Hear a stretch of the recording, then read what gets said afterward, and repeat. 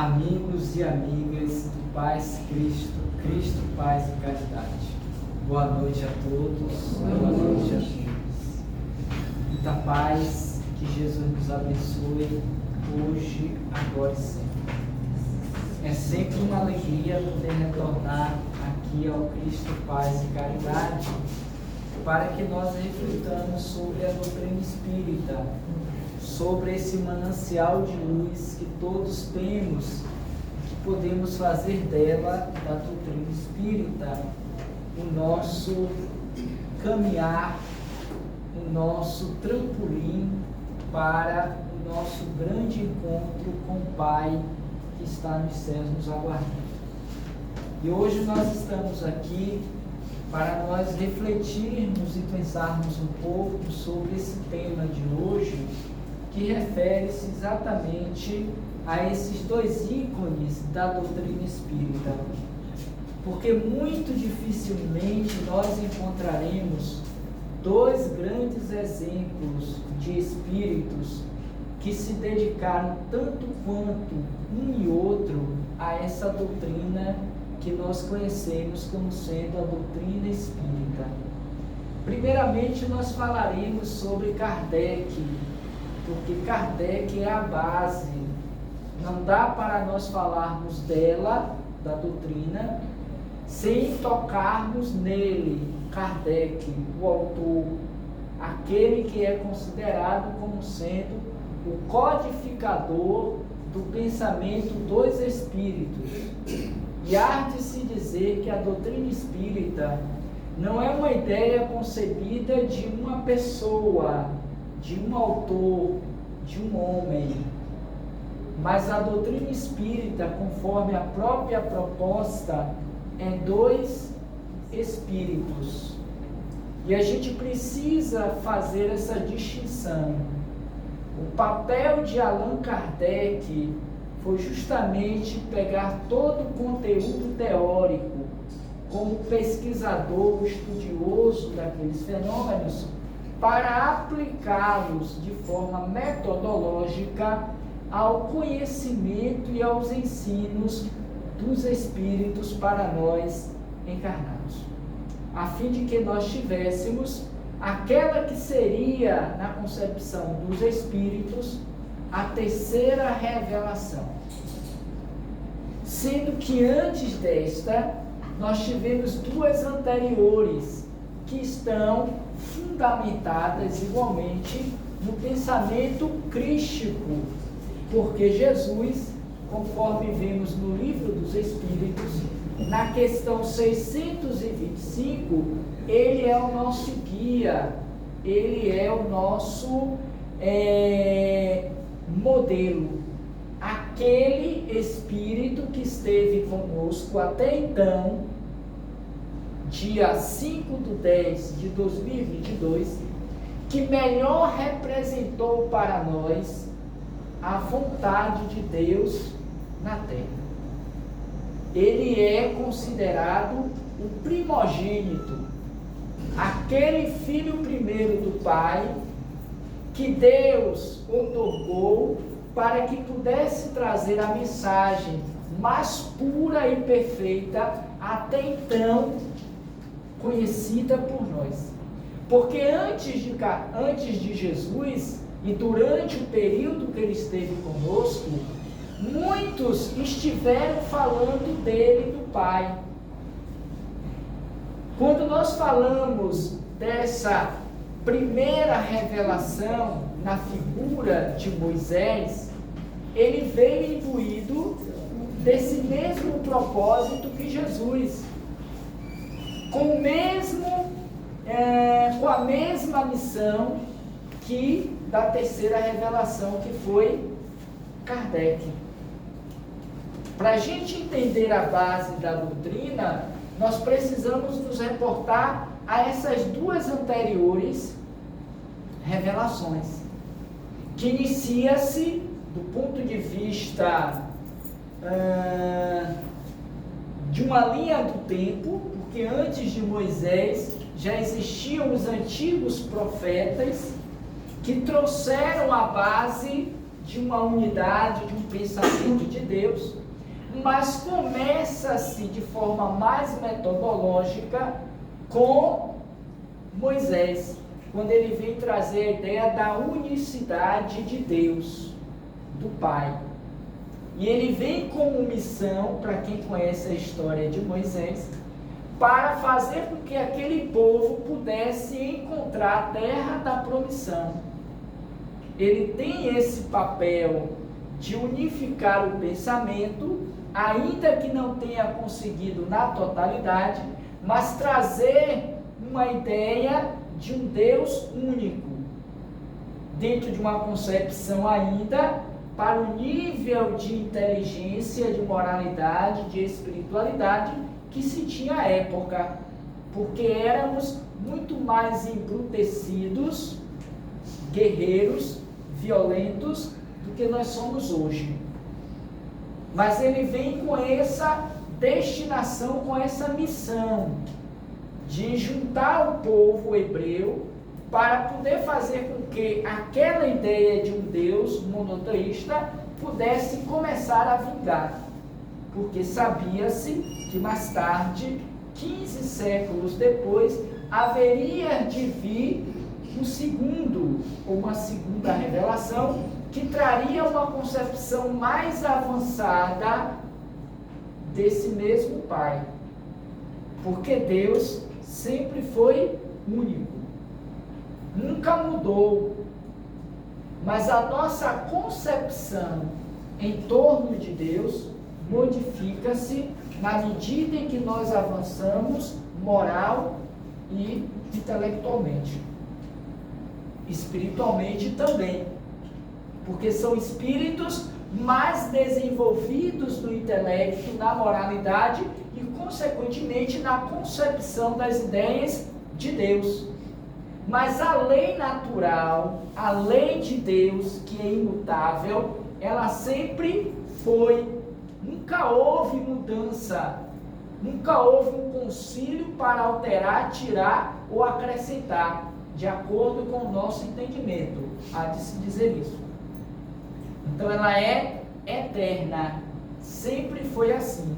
As dos homens, a exemplo das de Moisés, que nós vemos lá no Velho Testamento, essa houve alterações significativas. Tanto é que, apesar de se fazer uso ainda hoje, mas não se concebe como reais, verdadeiras e possíveis para os dias de hoje, porque foram escritas, concebidas pelo legislador Moisés,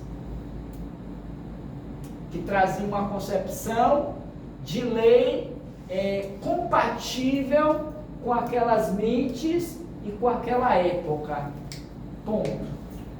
Sabia-se que mais tarde haveria de vir alguém com mais capacidade e entendimento da lei de Deus para apresentar aos homens, às mulheres, aos espíritos mais aquinhoados de saberes, de moralidade, de entendimento. E eis que então surge, 15 séculos depois, a figura ilustre de Jesus, o Filho primogênito, que se fez em carne e osso, a ponto de compará-lo com o próprio Deus, como se Deus tivesse se revestido de uma carne para poder viver um período de 33 anos, segundo a história, para aplicar todo o conhecimento possível a respeito da sua própria lei. Percebem? Então vem ele não como propriamente Deus, mas como Filho maior de Deus, para nos revelar a verdade. Por isso que a base dos ensinos de Jesus era: conhecereis a verdade e a verdade vos libertará. Nos libertará da ignorância, do preconceito, do egoísmo, da violência, da vaidade, do desamor, nos libertará de mundos provacionais, expiatórios, como o nosso ainda o é, e tudo mais que ele nos legou, dizendo que o seu papel, a sua missão, seria implantar as bases do reino de Deus na terra. Observem a linha de raciocínio dentro da linha do tempo desses três grandes homens ou figuras. Moisés, concepção única de Deus. É um enviado de Jesus, é um preposto de Jesus, amando dele para iniciar a preparação, botando as primeiras sementes de uma concepção de um Deus único, mesmo na concepção de um Deus vingador, punitivo, guerreiro, não importa, mas a ideia colou. E aprendemos a lidar com esse Deus voraz, ainda em uma concepção humana, terra a terra, mas foi mais avançada do que uma concepção de muitos deuses, como ainda hoje muitos vivem dentro desta ideia. Mas a gente não vai entrar no mérito da questão. Vem então Jesus para modelar, não é modificar, desfazer a ideia de Moisés, mas modelar a concepção daquele mesmo Deus.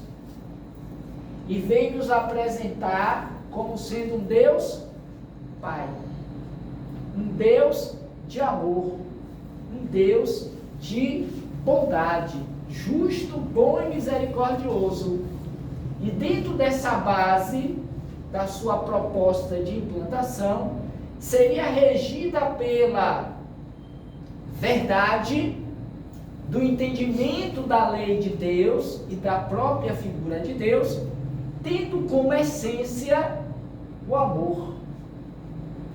Porque o amor seria aquele medicamento inoculado nas pessoas que fariam com que os indivíduos, as criaturas, mudassem de atitude, de concepção.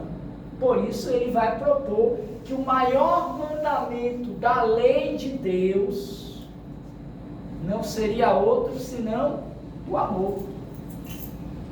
Conhecereis o amor e ele vos libertará. Porque o amor é a expressão maior da verdade possível de nós compreendermos no nosso processo de evolução. O que nós estamos fazendo ao longo das nossas trajetórias encarnatórias? Senão um movimento de conhecimento a respeito de quem? De quem? De Deus. Conhecemos-lo à época de Moisés como sendo aquele Deus terrível, sanguinário, punitivo, miserável, olho por olho, dente por dente. Era o que podíamos conceber de Deus, nem mais, nem menos. Porque a verdade que liberta vai chegando aos poucos, na medida da concepção do entendimento daquele grupo. Então vai chegando dentro do período, e entre um estágio e outro, uma revelação e outra, que seria uma espécie de base de evolução para uma nova concepção de informações, outros vieram. Dentre esses outros, nós tivemos, entre Jesus, segunda e a terceira, nós tivemos, por exemplo, Francisco de Assis, que ontem, dia 4, completara, salvo engano, 814 anos da sua desencarnação, mais ou menos esse período. Então, foi um preposto de Jesus, amando de Deus, a serviço de quê? Do amor. Francisco constrói a minha igreja, reconstrói a minha igreja. Ou seja, fazer com que o amor possa de novo voltar aos corações dos homens. Entre Moisés e Jesus vieram outros tantos que iriam dar essa concepção e esse testemunho de fidelidade, de amor a Deus. Dentre esses tantos, os discípulos e aqueles cristãos do cristianismo nascente que deram-se em holocausto, deram-se por amor àquela proposta crística doutrinária. Porque Jesus trazia uma doutrina fundamentada no amor, no perdão, na abnegação, na irmandade, na família. Hoje, por exemplo, no nosso canal Roteiro Espírita, que é um canal virtual que nós trabalhamos todos os dias pela manhã, nós encerramos hoje, quarta-feira, a última mensagem do livro Jesus no Lar. 50 semanas que se encerrou ontem, hoje, em que nós estudamos cada uma dessas mensagens. E nesta última, Jesus, percebendo a sua saída para o mundo espiritual, considerando aquilo que iria acontecer mais adiante, dias depois, ele entra em um processo de rogativa a Deus para pedir por todos aqueles seus irmãos que ainda se encontravam desajustados, distante da lei do amor. Para quem não conhece a mensagem, eu sugiro que vocês recorram ao livro Jesus no Lar. Não precisa ler todo o livro não, mas a última, para ver a grandeza da oração de Jesus para todos nós, porque ficou esculpida na psicosfera da terra. Então vem Jesus e lança as bases desse amor, dessa nova doutrina que nós concebemos hoje como sendo cristianismo, porque são os homens e as mulheres do Cristo, os seguidores do Cristo, cristianismo. Mas ainda o trabalho não estava completo, em que pese que dessa feita for apresentada pelo primogênito, por Jesus, o Filho dileto de Deus. Mas ainda precisávamos conhecer mais, porque disse Jesus: se me amais, lembram-se? Se me amais, guardai os meus mandamentos, que se fundamenta no amor. E eu rogarei ao meu Pai que está nos céus, que vos envie um novo Consolador, e este virá com o papel de vos lembrar tudo quanto eu disse e trazer aquelas outras coisas que nesse momento não é possível ser ditas. E eu fiz um resumo, e tem mais coisas nessa fala. Por que não poderia ser dito tudo por Jesus? Por que Jesus fala por parábolas para a multidão? Porque o nível de concepção, de entendimento da lei, da verdade, não era a mesma que falava-se para os discípulos, como vemos no livro Jesus no Lar.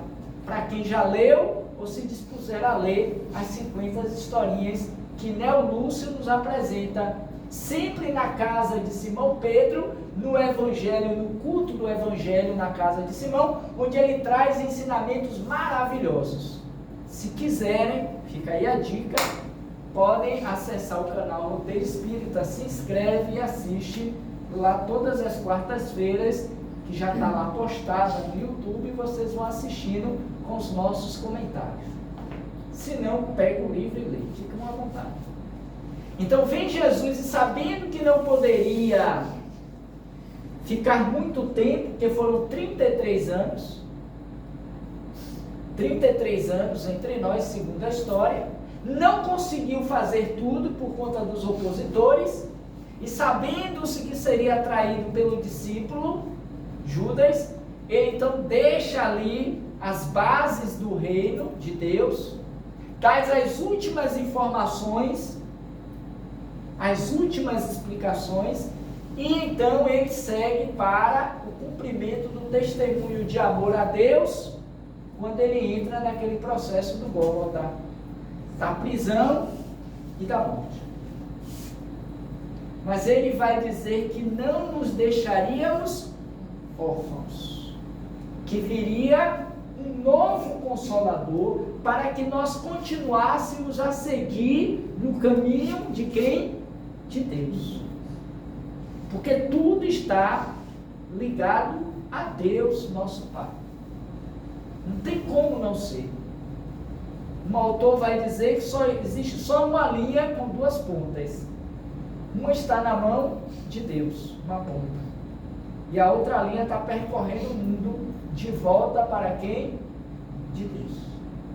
Ou seja, as nossas trajetórias reencarnatórias é um exercício de aprendizado do amor e do conhecimento de Deus, que é a verdade proposta por Jesus, que é uma só, subdividida de forma metodológica. Então, ele prometeu o novo Consolador.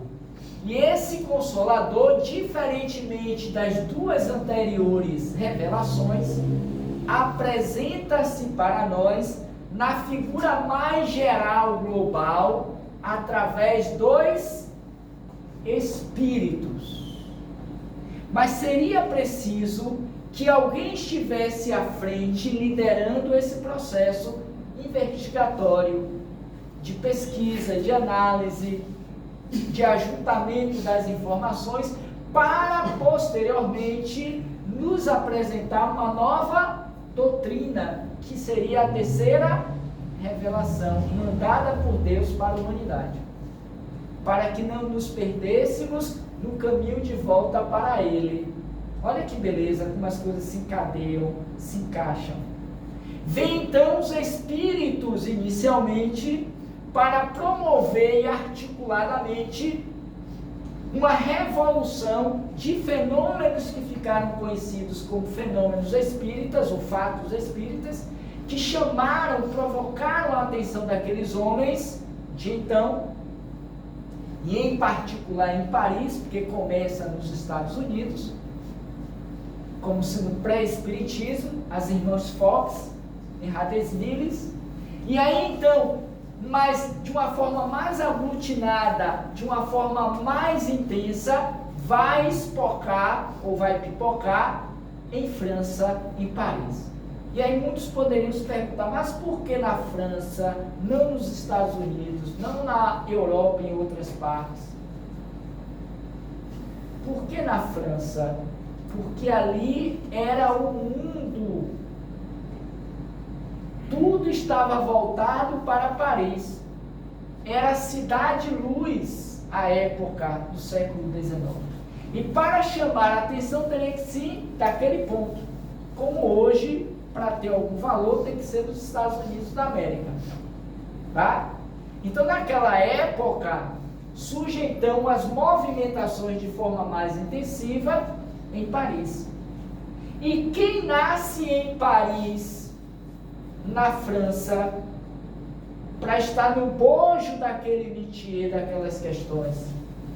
Não outro senão aquele que nós conhecemos como sendo Allan Kardec, a base da doutrina espírita, que no dia 3, segunda-feira, antes de ontem, se vivo no corpo estivesse, ele estaria completando agora no dia 3, 218 anos. E como não existe corpo capaz de sustentar o espírito por tanto tempo, ele desencarnou muito jovem, apesar que para a época já era uma idade avançada. Mas hoje é gatinho, é gatinha, é menina, é menininha, porque ele vai desencarnar aos 65 anos. Porque a gente já não concebe mais uma avó e um avô de 65 anos, a exemplo da época de Kardec ou 30, 40 anos atrás. Porque mudou-se a concepção de idade, certo? De cultura. Então, uma pessoa nessa idade está fazendo faculdade, está viajando, está curtindo a vida, está casando de novo, está namorando, está saltando de paraquedas, já não cuida mais de netos, ou seja, tem ainda os tradicionais, é claro. mas a gente vê que é uma mobilidade, está trabalhando, já está empreendendo, ou seja, a visão nessa idade não é a mesma de 50 anos atrás, porque isso é progresso, isso é evolução, isso é cultura que se amplia, com os erros, acertos, mas há um avanço. Então, para Kardec, ele vai desencarnar aos 65 anos, em 31 de março de 1969. Ele desencarna em 69. 1869. Aos 65 anos. Desses 65 anos, ele precisou precisamente de 15. Porque quando ele toma pé dos fenômenos espíritas que estavam acontecendo em Paris, nos salões parisienses, chamando a atenção do povo, daqueles homens, e era uma espécie de divertimento, de entretenimento, como a gente chama hoje, ele tinha por volta dos seus 50 anos. Mas quando ele percebe o fenômeno, os efeitos, ele diz, aí tem coisa, porque ele já era um pesquisador, já era reconhecido socialmente, era um educador, consideram ele como um médico também, ou seja, ele já tinha, do ponto de vista social, ele já tinha uma referência, que é outra coisa importante para a gente entender a base. Quando Kardec se lança no trabalho de estudo dos fenômenos, ele já era respeitado enquanto Hipólite Léon Denisard Rivaio, que é o seu nome de batista, dentro daquela sociedade parisiense. E aí eu trago esse livro, que é uma bibliografia de Kardec, muito interessante, de Henri Suzin, em que ele vai falar sobre a vida de Kardec. E um ponto que eu marquei aqui, para ler para vocês, diz assim, é só um parágrafo.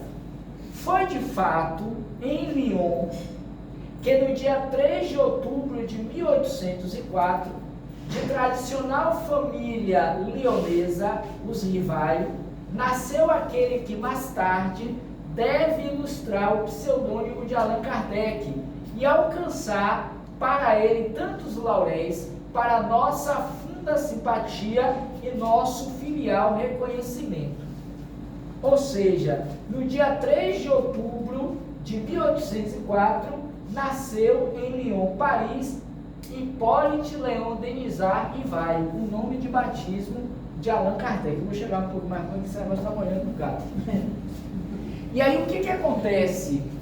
Nesses 50 anos, ele vai ser preparado do ponto de vista social, altamente de uma cultura refinada, formado, tinha todo um reconhecimento para ser um profissional gabaritado na sua área de educação e poder viver muito bem, feliz com a sua esposa Emily. O que acontece? Ele vê os fenômenos e ele descobre que por trás daqueles efeitos existe o quê? Existe uma inteligência, uma causa, melhor dizendo, inteligente. Ele vai então pesquisar. Nessa pesquisa, ele vai descobrir que aqueles fenômenos que estavam sendo produzidos pelas mesas, pelas cadeiras, eram nada mais, nada menos, para quem não sabe da história, ou não se lembra, movimentos inteligentes produzidos por mentes de homens que já haviam morrido. A história da doutrina espírita, de uma forma muito alinhavada, aconteceu dessa forma. Surge então aquela que mais tarde vai ser conhecida como a doutrina espírita, tendo este Allan Kardec, que é um pseudônimo, conforme o texto que eu li. Por que Allan Kardec? Porque ele vai descobrir, durante ainda as pesquisas da doutrina, para ter a base e os fundamentos, de que em uma encarnação lá atrás, ele ele tinha esse nome, ele era um sacerdote druida, em que ele vivia na Gália, e ele tinha esse nome de Allan Kardec. Então, para separar, olha a inteligência desse cara, para separar o homem do mundo e o pesquisador dos espíritos, ele trocou de nome. Ele adotou o nome Allan Kardec ao invés do nome de batismo. Por isso que nós o conhecemos como Allan Kardec, não Hipólito Leão Denisard Rivail. Até porque ficaria muito grande, né? Então ele preferiu reduzir Allan Kardec. Por que Allan Kardec é a base, conforme o tema de hoje?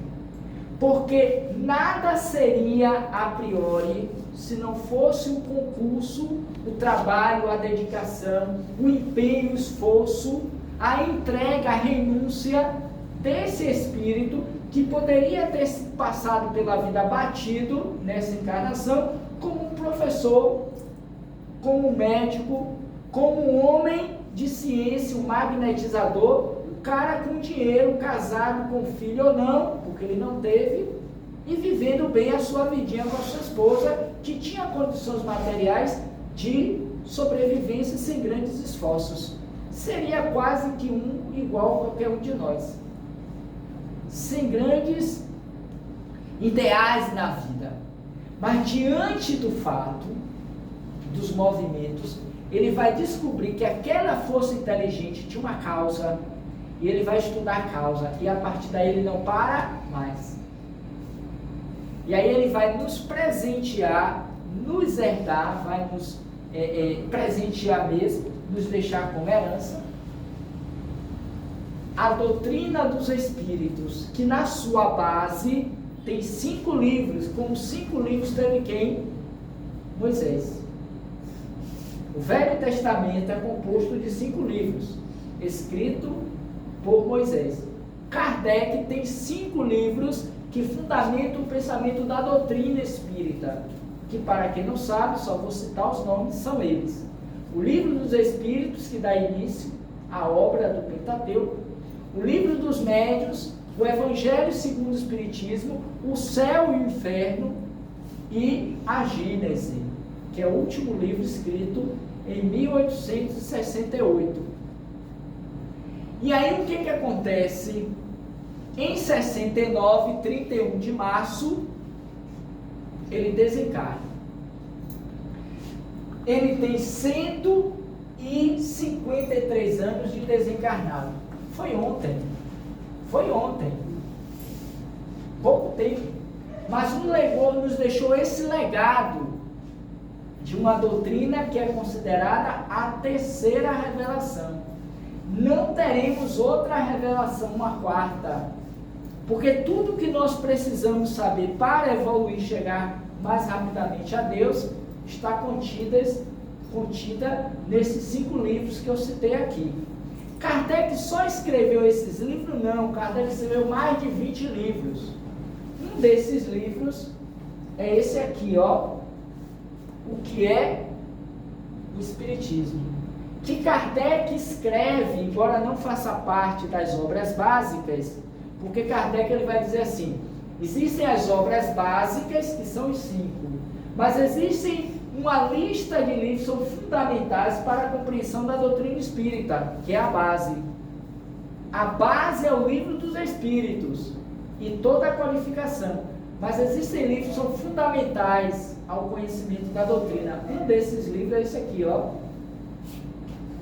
o que é o Espiritismo, que é um livro de bolso, vamos chamar assim, mais reduzido, para que a gente saiba o que é o Espiritismo, para não ter que ler todo aquele livro dos Espíritos. Eu estava vendo, tem um ali, e muitos de vocês devem ter. Aí assim, ó, leia primeiro esse daqui, ó, fica mais fácil compreender a base da doutrina espírita. Depois, se você quiser, você lê o Livro dos Espíritos. É uma estratégia. Outro livro que não é propriamente de Kardec escrito, mas são textos de Kardec, que chama-se Obras Póstumas. Por que Obras Póstumas? Por que não é de Kardec? Porque aqui, depois da morte de Kardec, os amigos deles, juntamente com a esposa, vão descobrir que Kardec tinha várias anotações feitas em textos livres, que eles juntaram, esses amigos e a esposa, Amélie Baudin, e aí eles criam e fecham o texto e criam o quê? O livro Obras Póstumas, como sendo uma espécie de tributo a Kardec. Eu trouxe esse livro para fazer uma leitura breve de um texto referente à minha missão, no caso de Kardec, né? Em que nessas reuniões que ele vai ter, mediunicamente falando, vão dizer a ele a respeito da sua missão, tá? Diz assim, pergunta a verdade. Bem, no caso, Kardec vai perguntar a espírito considerado a verdade. Bom espírito, desejo saber o que pensais da missão que alguns espíritos me atribuíram. Peço-vos que me digais se esses dizeres foram uma prova para o meu amor próprio. Tenho, como sabeis, o maior desejo de contribuir para a propagação da verdade, mas do papel de simples trabalhador ou de missionário-chefe, imensa é a distância. Ou seja, Kardec, que estava começando a conhecer e a fundamentar a base do Espiritismo, não se via credor de méritos, de valores para ser o chefe comandante. Ele se colocava apenas como mais um trabalhador da doutrina, porque ele teve colaboradores, assim como opositores. Então, de tantos espíritos dizerem que ele tinha essa missão, lá um dia, conversando com o espírito de verdade, ele faz essa pergunta. Porque ele diz, uma coisa é ser trabalhador, outra coisa é ser um missionário. Aí vai uma distância grande, e aí a gente vê também o lado humilde de Kardec. Tem um livro escrito por Kardec, durante esse período de 15 anos de doutrina, que chama-se Revista Espírita, que agora no canal, aos domingos, nós vamos estar estudando a partir desse domingo, as revistas espíritas, que ele começa em 58 e vai até 69, quando ele desencarna. Aí continua, não sei o que possa justificar em mim um favor dessa natureza, de preferência a tantos outros que possuem talento e qualidades que não tenho. Ou seja, não me dê essa missão, porque essa missão não é minha. Tem pessoas aqui muito mais capacitadas de falar do Espiritismo do que eu. Mas eu queria saber até que ponto isso é verdade. Tem a resposta. Confirmo que te foi dito, sim, de fato é uma missão, mas aconselho-te a maior discrição, se queres ser bem sucedido. Tu saberás mais tarde coisas que te explicarão o que agora te surpreende. Não te esqueças que tanto podes vencer como falir. O Espírito de verdade que diz em seu próprio Jesus, dizendo a Kardec, a missão é sua, Alberto. Mas lembre-se que você tanto pode ser bem sucedido, quanto você pode falhar na sua missão. Vai depender do seu empenho, da sua vontade, da sua disciplina, da sua coragem, por aí vai. Aí ele diz, nesse último caso, outro te há de substituir, porque os desígnios de Deus não se assentam sobre a cabeça de um homem. E esse que poderia vir a substituir não é outro que não seja Leon Denis, para quem não sabe da informação. E tu, não, deixa eu me achar aqui, de um homem, nunca fales, portanto, da tua missão, pois seria um meio de falir.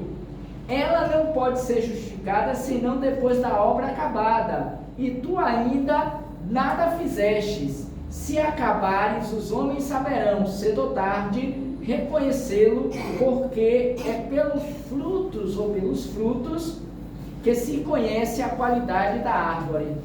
Ou seja, não queira méritos antes do suor, do trabalho. Por isso que o trabalho é lei da natureza.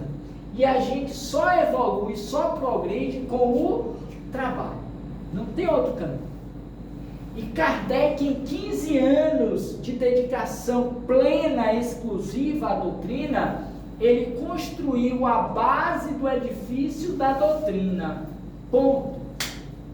Satisfeitos? Querem mais? Vamos então seguir mais um pouquinho, porque eu ainda tenho quase meia hora, viu? Então vamos lá para chegar em Chico Xavier. Só para Chico não vai entrar nessa história, não vai. Calma aí. Kardec sabia que ele não ficaria muito tempo encarnado. Indiretamente ele sabia, o tempo dele era curto, então ele correu muito. E lá no dia 31 de março do ano de 69, ele tem um aneurisma cerebral, e enquanto ele estava preparando a última edição da Revista Espírita daquele mês, ele tem então esse aneurisma, ele pá, cai e morre. Mas em uma dessas reuniões, qual dissera a ele que ele tinha essa missão de estar à frente como o chefe do trabalho, o codificador da doutrina, ainda que com a ajuda de colaboradores, claro, e um desses colaboradores foi sem dúvida nenhuma sua esposa. Ele soube que ele iria desencarnar e que ele iria ficar pouco tempo desencarnado. Anotem isso para entender a chegada de Chico. Ele vai ser informado em uma dessas reuniões, por esse espírito de verdade, que ele iria desencarnar, mas que ele não levaria muito tempo no mundo espiritual. Ficaria lá por cima, se refazendo, por volta de uns 40 anos, aproximadamente 40 anos. Kardec vai desencarnar em 69, beleza? Então, dentro desse tempo que foi dado de 40 anos fora do corpo, ele reencarnaria lá por volta de 1910. Até aí tudo bem? Então seria o tempo presumível para que Kardec voltasse a encarnar século passado, lá pelos anos do início do século 1910, na segunda dezena desse século. Beleza. Não se sabe se Kardec já encarnou ou não, ou se ele já encarnou e desencarnou. Mas fato é que, olha aí a ligação, fato é que em 2 de abril de 1910, quem é que nasce? Chico Xavier, em Pedro Leopoldo. Então, disse Edson aqui na fala dele inicial, que Chico foi a maior antena parabólica psíquica que já existiu no mundo até hoje. Quando disseram a Kardec que ele voltaria a reencarnar, presumivelmente 40 anos depois, para completar a obra que ele começou e não terminou, porque ele tinha muita coisa ainda para fazer. Kardec vem como um intelectual, um homem de ciência, um estudioso, porque essa lhe era a feição. E ele então faz todo o trabalho. Ó Senhor, aqui, ó Jesus, você me pediu, está aqui, pronto. Fiz até mais, segundo dizem, do que estava dentro da programação de Kardec, porque não tinha revista espírita, não tinha as viagens. Ele tem um livro chamado As Viagens de 1862 e outras coisas mais que ele escreveu, e outras obras. Ele veio apenas para dar a base da doutrina espírita, e ele fez um trabalho auspicioso que poucas vezes nós vemos na figura de um homem. Em 15 anos ele lançou mais de 20 livros. Destes, 5 são fundamentais para o entendimento da doutrina espírita, que é a base, o Livro dos Espíritos. Não dá para falar de doutrina espírita sem nos atermos ao Livro dos Espíritos. 18 de abril de 1857. É a primeira edição de Kardec do Livro dos Espíritos. Em 61, em março, ele vai então trazer a segunda edição do livro na forma que nós conhecemos hoje. Porque a primeira, de 57, tinha 500 perguntas. A de hoje tem 1019, ou seja, ele multiplicou o número de perguntas. Não dá para entrar em muitos detalhes por conta do tempo, mas ele pegou os 50 cadernos iniciais de perguntas e respostas nas reuniões mediúnicas que ele teve e compôs a primeira edição do Livro dos Espíritos. Depois, 57, 3 anos depois, ele vai apresentar a definitiva. Beleza. Então, quando chega em 1910, nasce em Pedro Leopoldo Chico Xavier. E Chico Xavier é, de acordo com os estudiosos, aquele que melhor representou a doutrina espírita depois de Kardec. Porque não existe obra escrita, no caso é psicografada, mais volumosa na doutrina espírita por um médium do que senão a de Chico Xavier. Chico Xavier viveu 92 anos, desencarnou em 30 de junho de 2012. Nesse curto período de 90 anos, ele escreveu, psicografou mais de 415 títulos de livros. Nenhum outro médium, nem Divaldo Pereira Franco, conseguiu psicografar tantos livros por tantos autores diferentes quanto Chico Xavier. E o que vai diferenciar o mineiro Chico Xavier de Pedro Leopoldo Uberaba, porque depois ele se transfere para Uberaba e vem desencarnar em Uberaba, de Allan Kardec? Chico é o exemplo, porque qual é a base? Vamos acordar aqui, ó. Qual é o lema, melhor dizendo, da doutrina espírita? Alguém sabe? Qual é o lema da doutrina espírita? Está no Livro dos Espíritos. Fora da caridade. Fora da caridade não há salvação. O que é a caridade em si, senão o amor em ação? Qual é o maior mandamento da lei? O amor. A caridade é esse amor que nós teorizamos na prática. Não tem outro, até então, trabalhador da doutrina espírita, que melhor concebeu a ideia da vivência da caridade do que Chico Xavier. Não existe. A gente pode até achar que foi outro, mas não é. E eu não estou dizendo isso porque eu acredito nisso, porque é bom acreditar que é Chico. Não é por isso. É porque Chico deu testemunho de fidelidade, de retidão, de disciplina, de amor, de renúncia, de abnegação, de compromisso. Ele é considerado um homem de bem. Tem até uma música, se não me engano, foi feita por Fábio Júnior, foi por Roberto Carlos, que chama-se Chico, o Homem de Bem, Chico Xavier.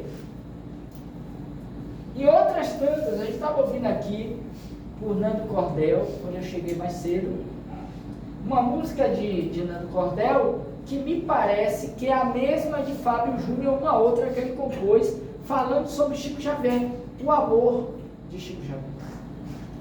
A caridade de Chico Xavier. Ele foi médium? Foi. Ser médium é um ato de caridade? É.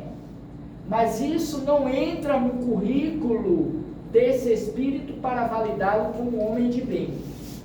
Porque obrigatoriamente ser médium não significa ser homem de bem. Mediunidade é para qualquer um.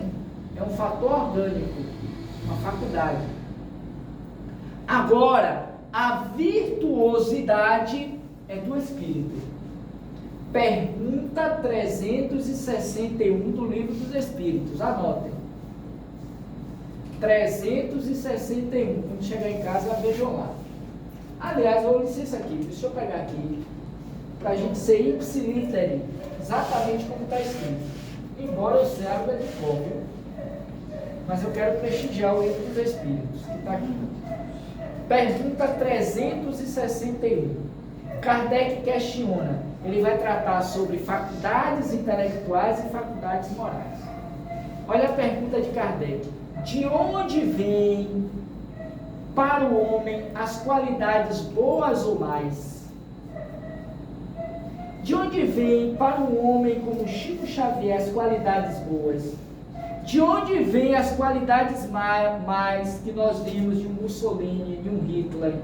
De onde vêm? Como é que surgem essas boas ou más qualidades? Olhem o que os Espíritos disseram.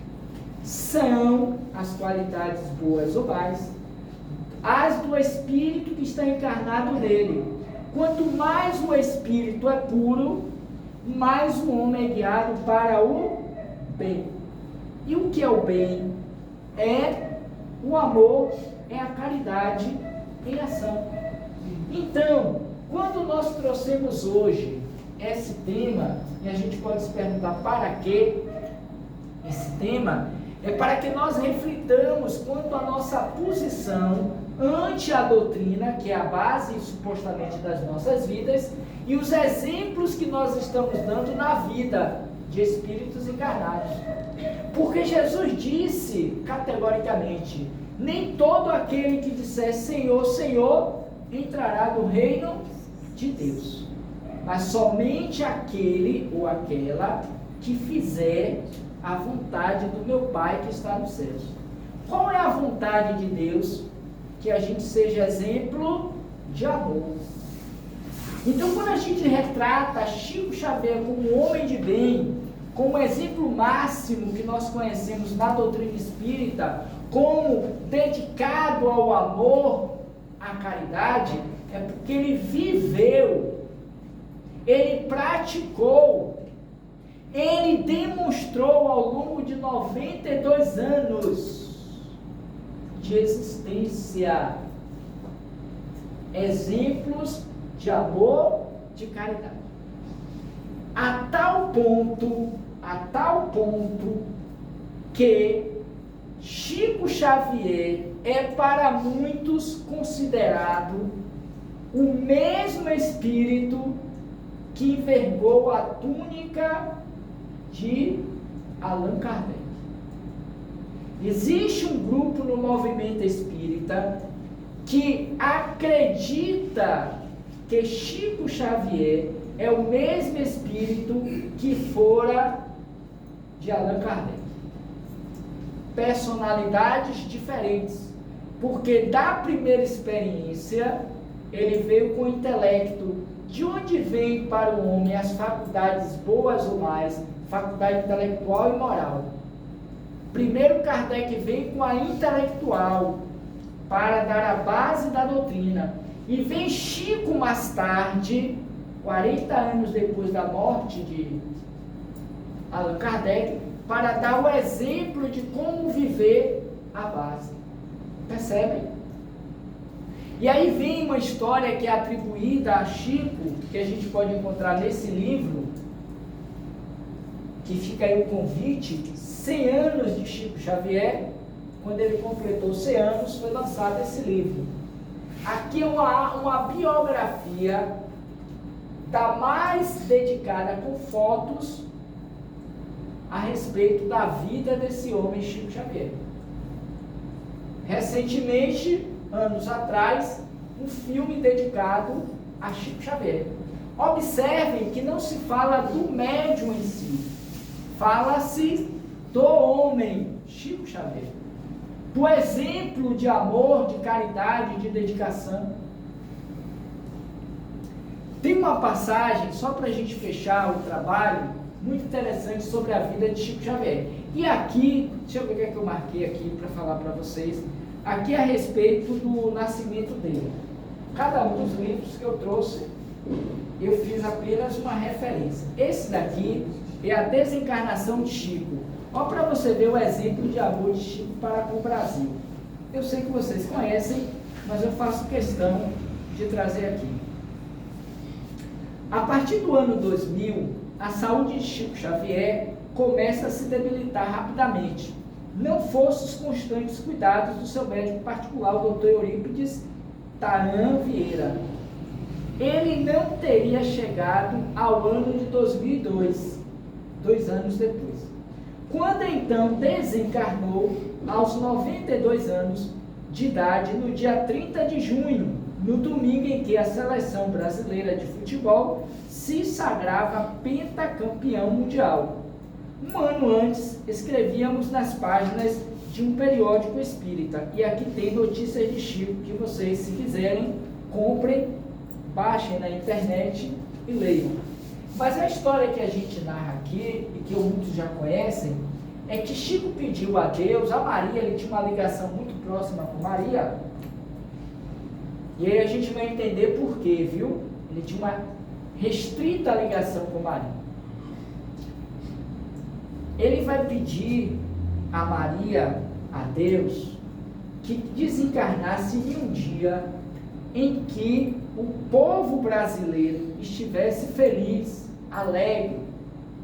Ele desejava desencarnar um dia, seja qual fosse o dia, que o povo brasileiro estivesse feliz. Seguraram Chico no corpo até 2002, porque haveria de se ter, já que ele tinha méritos para pedir isso, a Copa do Mundo daquele ano. E, para quem gosta de futebol e que se lembra dos jogos do Brasil, o Brasil não vinha lá muito bem. Eu acho que ele ganhava 1-0, empatava, era aquela coisa assim, nem caía de vez, nem estava lá no primeiro. Tanto é que eu acho que como é que a gente chama? O que fez mais gol fez os 3 ou 4 gols, o artilheiro. Era mais ou menos assim, ou seja, estava ali no meio, sabe aquele aluno que não passou de ano, mas passou arrastado? O Brasil naquela Copa passou arrastado. Por que terá sido isso? Certamente porque estava se aguardando esse momento em que o povo brasileiro comemorava naquele dia a vitória do Brasil, só não sei contra quem, e ele se consagrava pentacampeão do mundo do futebol, que é a grande alegria do povo brasileiro, não tem outra. Eu acho que é mais do que carnaval, mas enfim. E aí o que acontece? Naquela noite ele se despede em silêncio.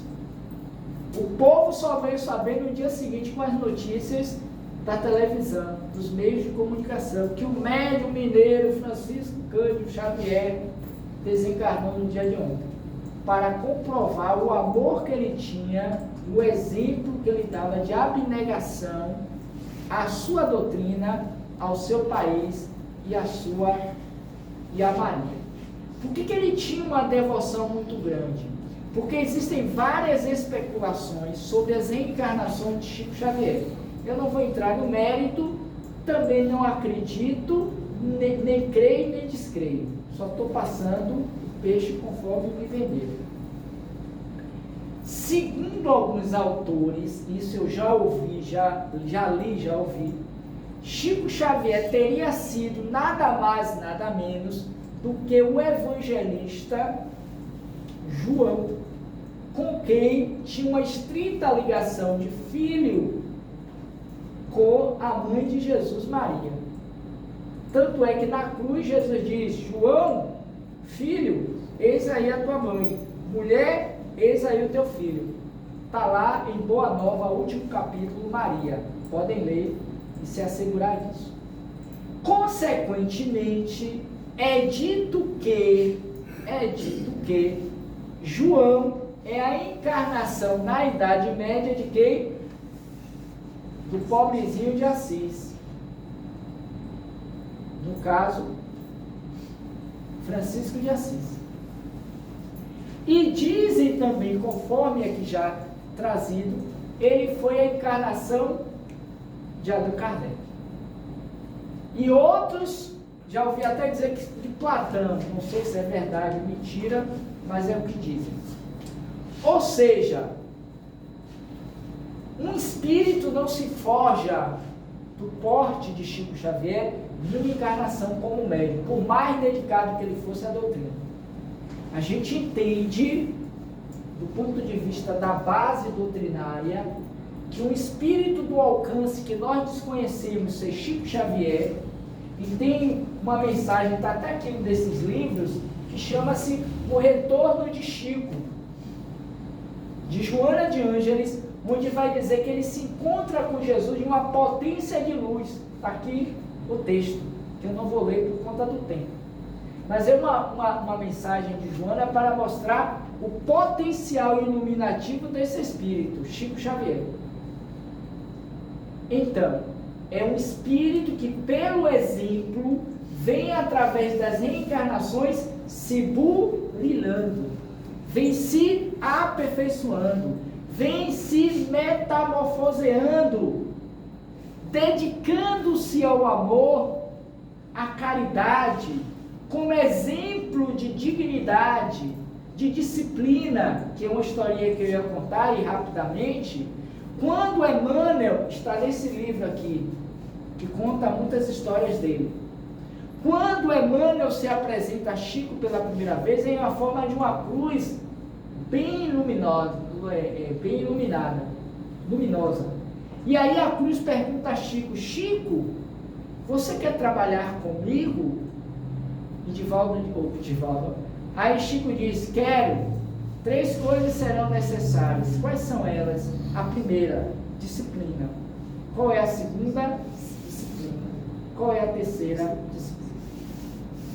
Para se forjar, para se fazer um bom médium, é preciso que haja disciplina, disciplina, disciplina.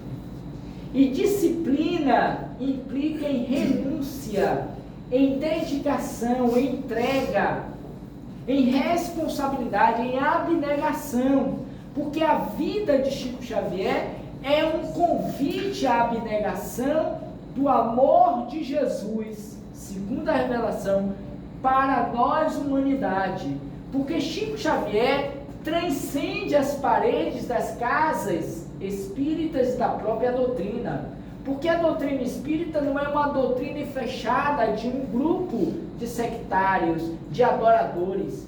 A doutrina espírita é uma doutrina da vida. Por esta razão, embora o tempo não permita, eu queria convidá-los a conhecer esse livro aqui, ó. Lindos Casos de Chico Xavier, de Ramiro Gama. São inúmeros casos curtos, pequenos, para a gente ver o exemplo Chico Xavier na vida em Pedro Leopoldo, em Uberaba, e hoje no mundo espiritual, voltado para o bem, para o amor, para a caridade.